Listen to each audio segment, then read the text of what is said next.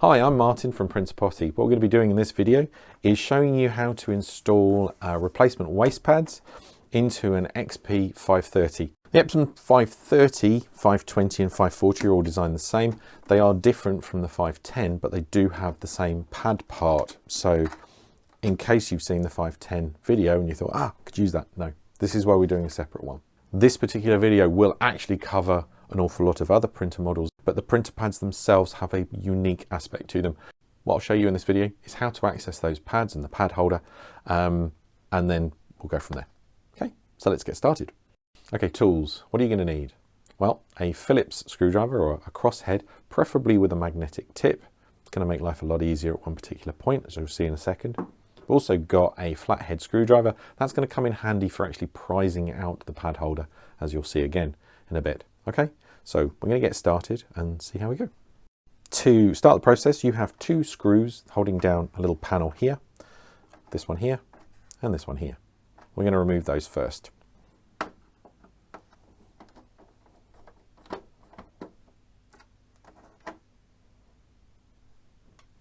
that to one side, and then we're going to remove this screw just here.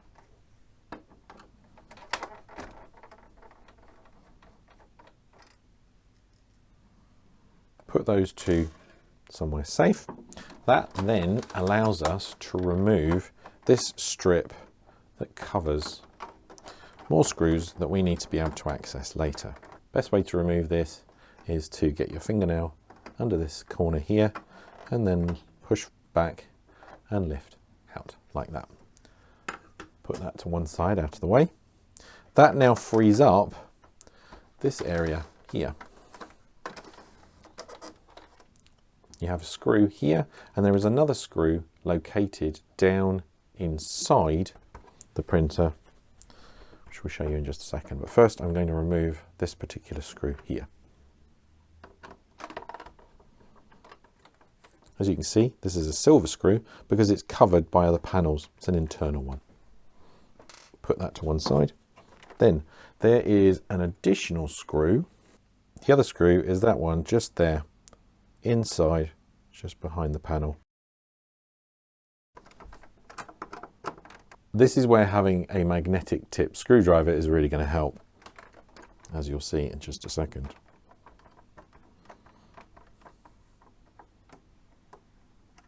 There you go. The magnetic tip allows you to actually be able to remove it without losing it into the gubbins inside. Once we've removed those two screws, you have a little plastic nubbin that's sticking up through this hole here. So you need to get it over there. You can use a flathead screwdriver just to lift up like that and then gently pull that forward like so, and then just angle the front panel down and off. Again, put that to one side. With that other panel removed, you can now see two screws. One just there, and the other one is that much more obvious silver screw just there. So we're going to remove those two screws.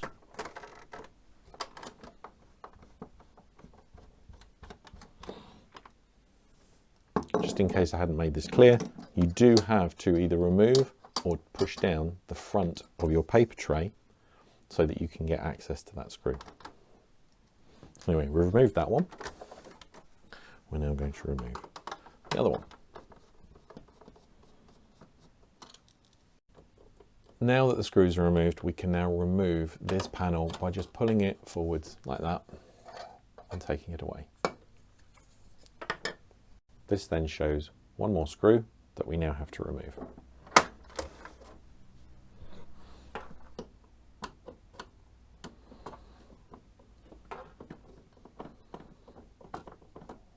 Again, it's a silver screw because it's effectively an internal screw.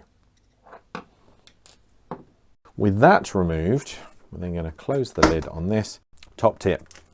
This piece here, once you've removed this panel, is loose. Now to stop this coming adrift, a couple of bits of tape either side like that, and you'll avoid this being removed and you having problems shortly. We then put the printer on its side like this, And that gives us a clear shot of the other screw that you need to remove, which is this one here. Now, important point to note, whoops, this screw is a lot shorter. You now need to get past these two retaining lugs, which still hold the pad holder in place. So just to show you how to do this properly without messing around, pull out here, lever under here, pull, and out it comes. It's at this point you realise that your waste pads don't actually fill the pad holder. Now the good news is that you can replace the pads in this pad holder with a set that fills the pad holder, so you can get a complete you can have a full capacity pad in there that potentially allows you to go through 2 lifespans of a set of pads, yeah, and you only need to purchase another reset key in order to do that. The downside is you have to purchase another reset key compared to somebody who purchased an XP600, 720, whatever it was. Which then begs the question of why Epson made the design decision that it did.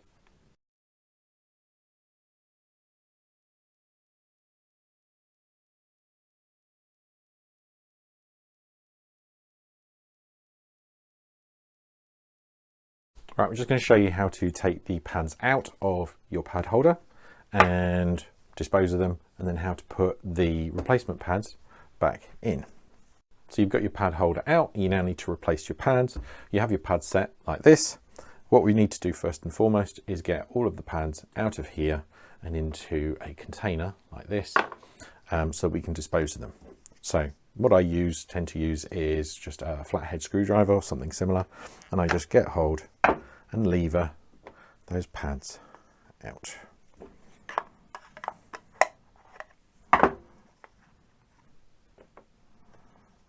Once you get enough of them out, you can then just grab and pull. And just to sort of prove my point from earlier, that is what you get. It's actually not 3/5 at all. It's more like half. Okay, so you're getting double when you actually get our pad set and replace them.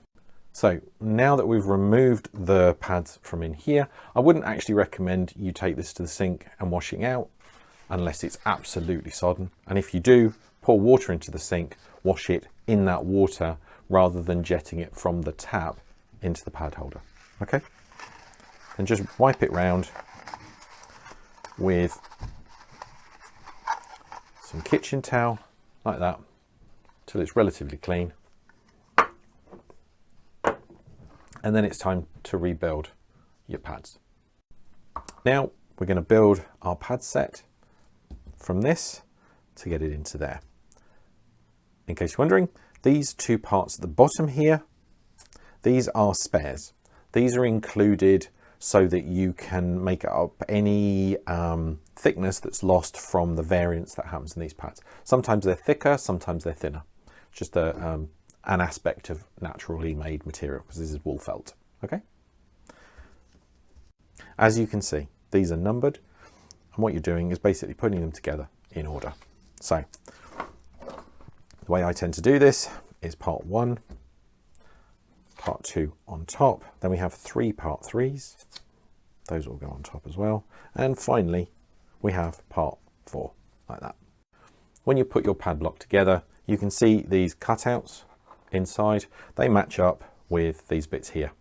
Okay, when you actually look inside, that's what they will look like. All right, so what we're going to do, turn that like that, and then we're just going to test from above to see how well this lot fits in and whether or not we need to add any extra pads. Now in this particular instance, I can see straight away it's quite a big gap down there. We need at least one, possibly both. Actually, I think we're going to go with both. Both of those spare pads that we've got here, we'll insert those in the relevant places into our block so we can then put everything in. Okay, so we just take that out. Now this particular pad here is a part 3, so that can go there, And this bit here is a part 2 in this particular instance. So I'm going to put that between parts 1 and 2, like that. Okay, that then gives us a slightly thicker pad set that we can put in. It's then a case of putting our pad set into our pad holder here and getting it all nice and tidy.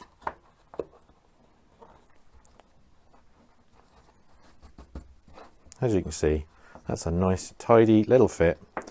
Just reorganize the pad slightly and you end up with a pad set like that.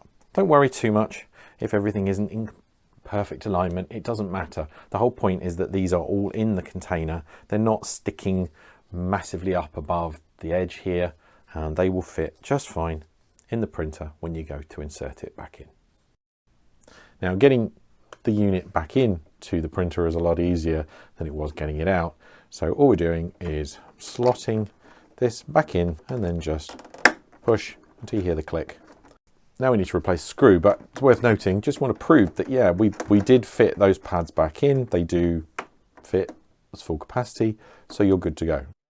Now that the pad holder is back into position, we take our small screw and we reinsert it here. Screw everything in like so. Now that that's done, we can return the printer to sitting on its base like so. This particular screw here, don't necessarily need to put it back in because these lugs will hold the waste pad holder in for you, but for the sake of completeness, we're going to screw that back in now. It's a silver screw that goes in there like so. That will now make sure that your waste pad holder is definitely not going to fall out. So we're now going to replace this panel here over this section here.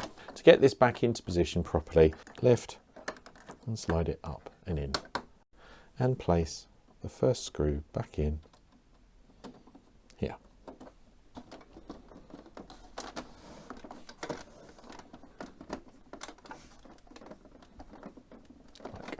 With that screw in, it's now a little bit easier to put our other screw in there. You now need to remove those pieces of tape and lift the lid on your printer so that you can now place this panel back onto the printer. So making sure everything is lined up and this hasn't come undone, is now hanging down like that. Okay, what you do is put that back on. You then slide this panel so that the notch is down at the bottom and on like that until it clicks into position like that.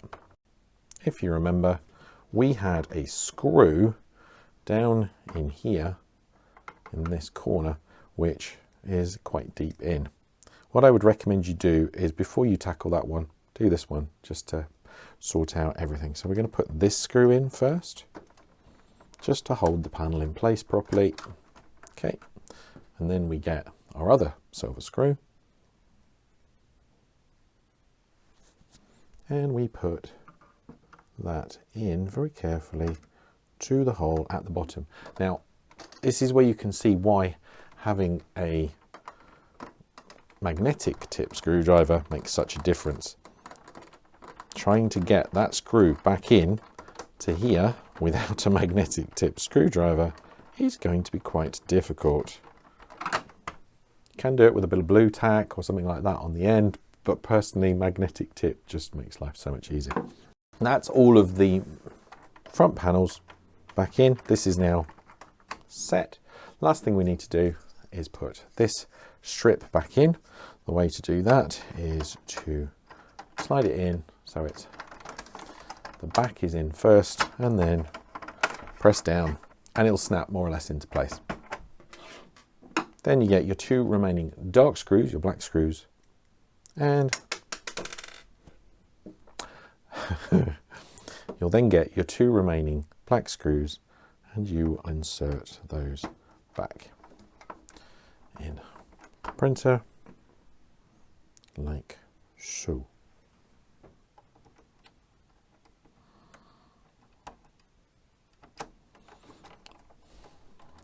To screw in to hold that panel in, and that's it. remove your bits of tape, if you've still got them on. Close the lid, and you're good. Last thing left to do, if you haven't done it already, is reset the waste counter on your printer. That will clear the waste pad error and get the printer running again. Okay? So just to recap, with the XP520, 530 and 540, they're all designed in exactly the same way as this particular printer. They all come with these hobbled pads that are 3/5 of the capacity of a full set of pads, but they can all be fitted with a full capacity set of pads, such as our XP2 pads that we showed you earlier. Really hope that this has managed to keep so many more of these printers out of landfill unnecessarily and working to the full extent of their usable life rather than the artificial one that these reduced pads have actually given them. So thanks for watching. Thanks for sharing if that's what you do. And if you've got any other comments, please do share in the comments below. We do try to respond as soon as we can and as well as we can.